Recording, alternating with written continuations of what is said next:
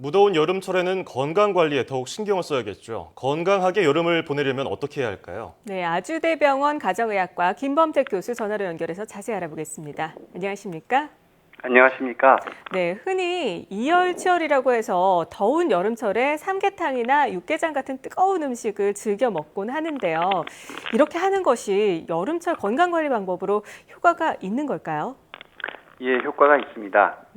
여름에 우리 몸은 체온을 낮추기 위해서요, 일부러 혈관을 확장시키고 그 결과로 이제 혈압이 떨어지게 되고, 이런 상태에서 몸을 시원하게 하기 위해서 평소보다 혈액순환을 더 많이 시켜야 되는 상황이 됩니다. 따라서 네. 심장에도 무리가 가게 되죠.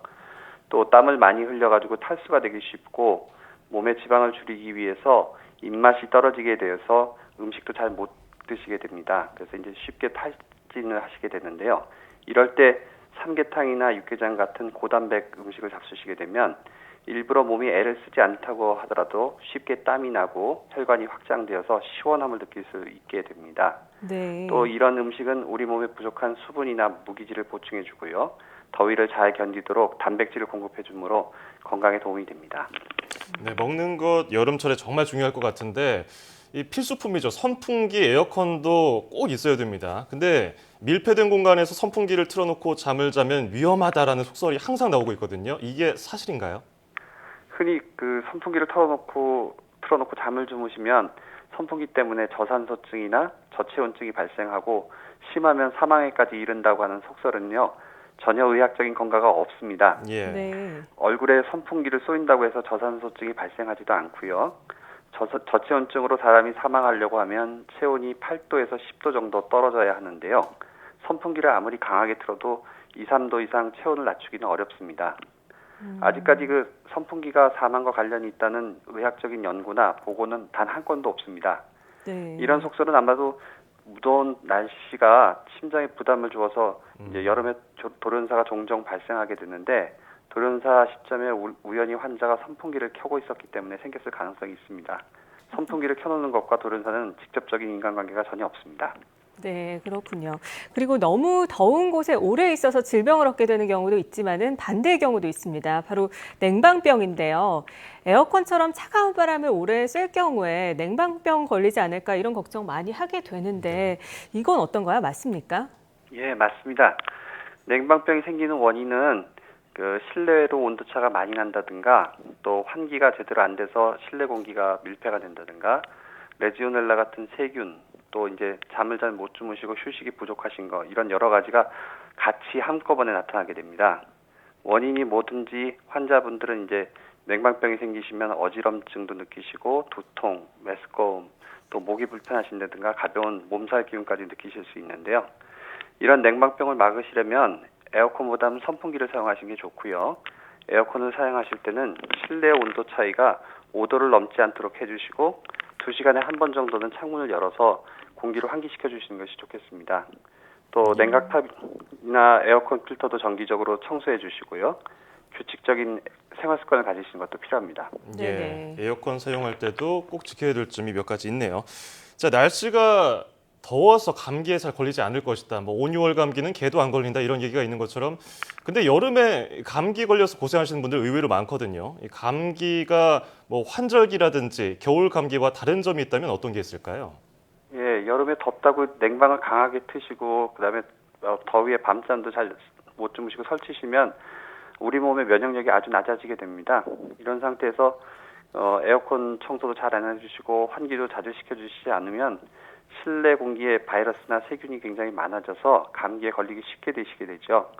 이제 여름 감기의 원인균은 겨울 감기랑 좀 다릅니다. 겨울 감기는 대개 인플루엔자나 코로나 바이러스가 일으키는 반면에 여름 감기는 리노바이러스나 파라인플루엔자 바이러스, 엔테로 바이러스, 그다음에 레지오넬라 같은 세균이 일으키게 되는데요. 여름 감기는 대개 증상이 가볍고 3일에서 5일 사이에 좋아지는 게 특징입니다. 예. 물론 이제 심한 경우는 오심, 구토 같은 소화기 증상이나 두통도 생기실 수 있는데요. 만약에 고열과 몸살이 심하고 증상이 오래 간다 그러면 병원에 한번 가보시는 것이 좋겠습니다. 네. 예방법은 손 씻기 같은 개인 위생을 철저히 해주시고요. 피로 회복과 면역력 강화에 좋은 비타민 C가 풍부한 여름 과일도 많이 드시는 겁니다.